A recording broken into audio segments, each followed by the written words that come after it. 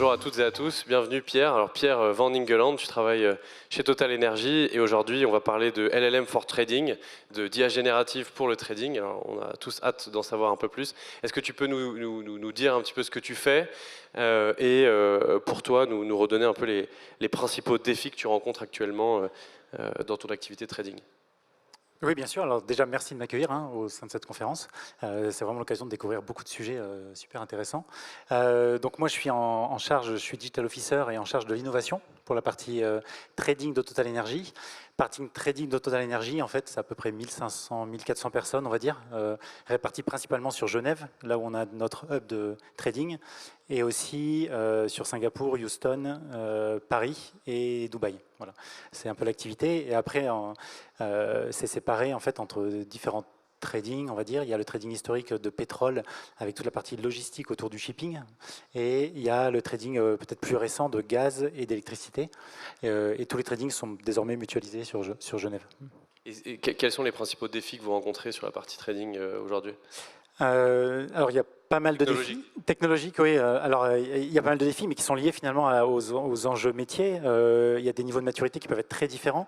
Maturité déjà pour Total Energy, vous le savez probablement, Total Energy s'est réorienté vers une stratégie multi-énergie. Donc ça a des impacts avec des activités qui ont des niveaux de maturité un peu différents. Et on retrouve cette différence de maturité dans la digitalisation et les stratégies digitales. On a par exemple côté pétrole des ITRM qui ont une trentaine d'années, des activités qui sont encore très artisanales ou en de point à point. La partie power, par exemple, est nativement dans le marché beaucoup plus digitalisée et du coup, ça tire pas mal de challenges. Et finalement, le fait de tirer presque des roadmaps un peu, des roadmaps séparés, même si on essaie de transversaliser au maximum. Alors tu parlais, enfin on a discuté tout à l'heure quand on préparait, tu parlais des agents que vous mettez en place chez Total Energy. Est-ce que tu peux nous donner un peu plus de contexte sur le rôle d'un agent ou des agents que vous mettez en place, nous donner peut-être des chiffres, combien est-ce que vous en avez mis en place, quels sont les avantages de ces agents et un petit peu ton retour d'expérience là-dessus?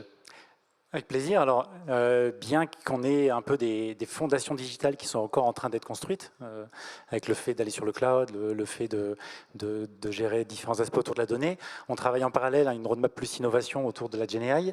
L'un des aspects de cette roadmap nous a poussé à essayer d'inspirer les métiers autour, et certains métiers étaient déjà assez inspirés autour de la GenAI. Ça a tiré des premiers sujets autour finalement autour de la GenAI et plus récemment autour des agents GenAI. Les enjeux qu'on trouve, alors déjà de manière concrète, on a à ce jour, on a des sujets qui ont démarré il y a à peu près 1 an et demi, qui sont maintenant en production.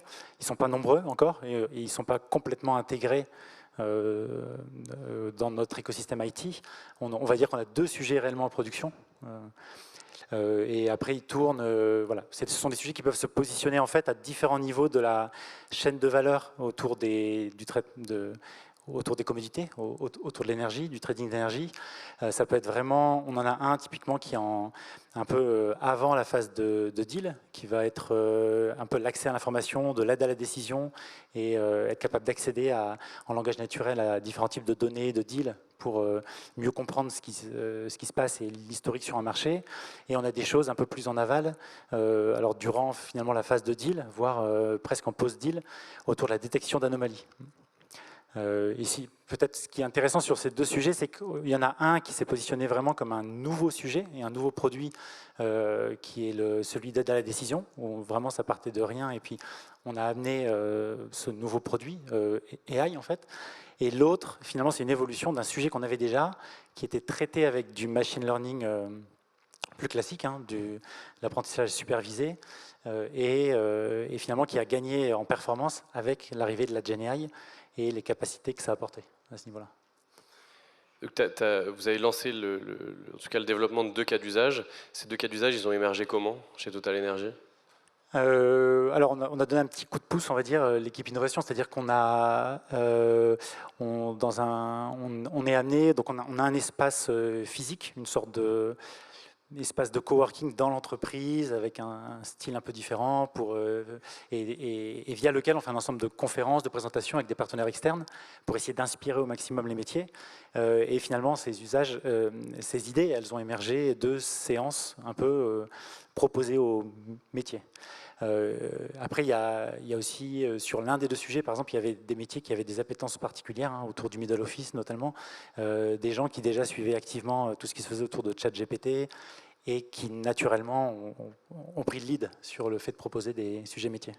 D'accord, donc tu as laissé entre les mains les outils de GenAI aux équipes qui ont fait émerger des cas d'usage, c'est comme ça que c'était le process ou pas du tout? C'est ça, c'était très collaboratif en fait. C'est-à-dire qu'à ce stade, on n'avait pas encore énormément de choses à proposer au métier. D'un point de vue personnel, ils avaient déjà accès à certaines ressources.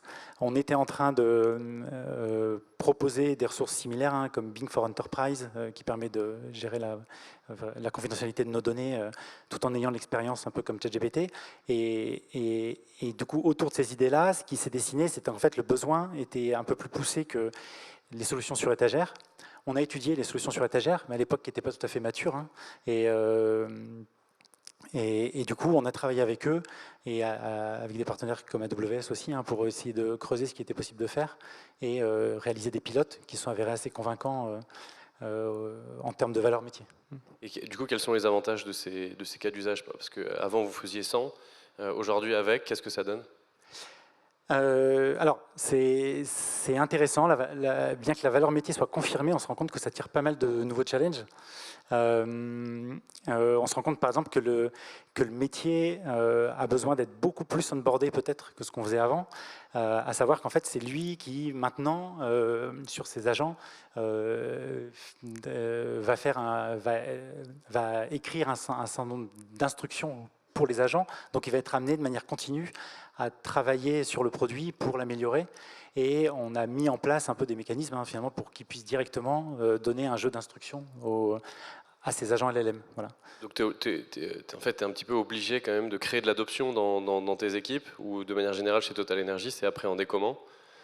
Plutôt bien? Est-ce que le business s'en empare? Est-ce que ça te permet d'avoir les résultats que tu attendais?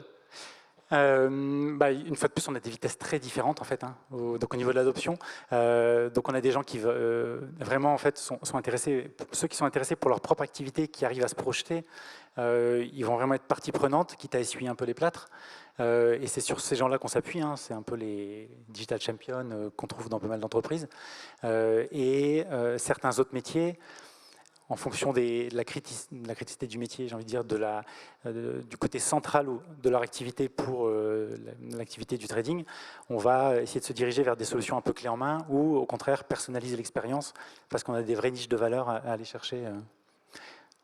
Et comment vous les préparez du coup, toutes ces équipes? Les cas d'usage arrivent, là tu en as lancé 2, on en discutera à la fin, mais potentiellement il y en aura plus dans les prochains mois. Comment vous les préparez? Est-ce que vous avez mis en place des choses, formation ou autre, ou est-ce que c'est sur le terrain au fur et à mesure? Alors, c'est beaucoup sur le terrain. Oui, c'est un petit peu les deux, c'est-à-dire qu'en fait, on apprend avec eux. Et alors, la préparation, elle peut être assez différente d'un point de vue métier, puis d'un point de vue finalement tech, parce qu'on doit aussi préparer les équipes tech. On a eu pour le premier sujet, typiquement, un gros challenge sur le fait de préparer notre IT à pouvoir onboarder ces sujets-là. On s'est fait accompagner, on a essayé de préparer des équipes data science opérationnelles au niveau qui étaient déjà positionnées au niveau de l'IT pour être capable d'absorber un peu ces sujets-là. Donc ça, c'est une préparation. Une préparation à plus lointain niveau de ces équipes techniques, c'est aussi autour un peu des nouveaux paradigmes de développement, parce qu'en fait, ça impacte énormément la manière de développer. Quand on raisonne avec des agences, c'est presque une nouvelle manière de développer, où on va avoir des systèmes AI basés sur des LLM, mais qui vont avoir des spécificités, qui vont interagir entre eux. Sur un exemple de pilote, on a finalement...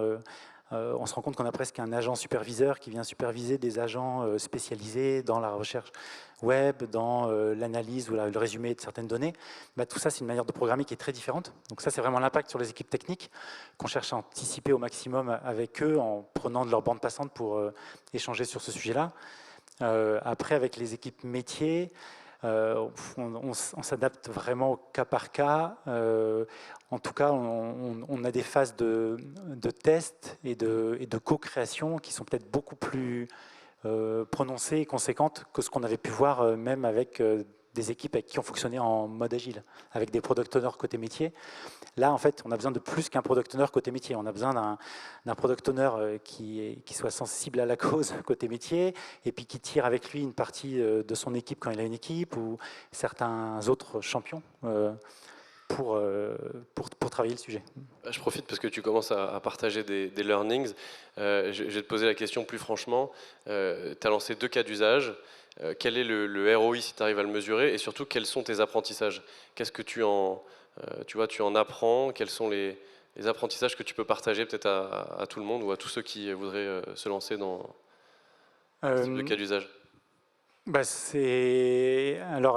L'apprentissage principal, c'est qu'en fait, c'est important d'y aller parce qu'en fait, on apprend tous. C'est que la veille, c'est particulièrement important aussi parce qu'en fait, nous, la qualité des résultats était corrélée directement à la puissance des modèles, finalement. Quand bien même, en termes d'industrialisation derrière, on va travailler l'optimisation de ces modèles, la partie FinOps, ces sujets-là. Mais voilà, on cherche vraiment, en termes de pilote, à créer la valeur. Et du coup, en termes de ROI, le sujet de détection d'anomalies, c'est un sujet qui est très critique, parce qu'en fait, une anomalie, ça peut nous coûter plusieurs millions. Donc en fait, il est très vite trouvé, le ROI. On a dû gagner pour l'instant 20% de qualité de détection d'anomalies. Donc, au vu de la quantité de transactions qu'on a à l'année, on s'y retrouve très très vite. Donc on s'y retrouvait déjà avec du machine learning classique, on s'y retrouve encore plus avec ce gain de performance. Il est beaucoup plus dur à chiffrer, à mesurer sur de l'aide à la décision, parce qu'on sait qu'on aide, et finalement ce ROI il se dessine par des retours qualitatifs métiers qui disent il nous faut cette solution, on ne peut pas s'en passer, et c'est eux qui viennent argumenter que voilà. Quelque part, le ROI, c'est est-ce qu'ils sont prêts à passer du temps sur ce sujet? S'ils sont prêts à passer du temps sur ce sujet, c'est que quelque part, pour eux, il y a de la valeur derrière. Et combien de temps de développement pour ces cas d'usage, à peu près? C'est assez variable, ça peut aller assez vite en termes de pilote. Après, tout va dépendre jusqu'à quel niveau de performance on veut aller, même pour un pilote. On a pu mettre en place, on va dire, en 1 mois, 2 mois, sur le premier sujet, des premiers résultats, sur le fait de poser une question de langage naturel sur des bases de données très spécifiques. Et puis après, encore, en rajoutant 1 mois, on peut demander à l'algorithme, via un nouvel agent, de faire des premières prédictions. Donc en fait, en plus, dans ce cas-là, c'est intéressant, je le mentionne, on est dans un cas hybride où on a la GenAI qui vient appeler du machine learning plus classique et qui vient faire des requêtes en utilisant un autre agent qui va faire ce travail-là. Donc c'est très exploratoire encore. Hein, mais que je ne perde pas le fil, la question c'était autour de... Le temps de développement. Le temps de développement, voilà. Donc là, on est à peu près on va dire à 3 mois. Et sur l'autre sujet, finalement, la partie valeur, elle était déjà là. Donc le test a pu prendre 2-3 semaines sur la qualité de résultat pour la détection de l'anomalie. Après, c'est la partie industrialisation qui était beaucoup plus conséquente. Parce qu'il fallait moderniser un système existant, changer un peu la partie, valider des parties d'architecture, voilà, l'intégration avec, mettre en place des premières briques LLMOps un peu. Donc, c'est être capable de préparer le fait de suivre dans le temps tout le run de cette solution pour pas qu'elle dérive. En fait, on retrouve des problématiques proches aussi de ce qu'on avait de ce qu'on a en machine learning plus classique.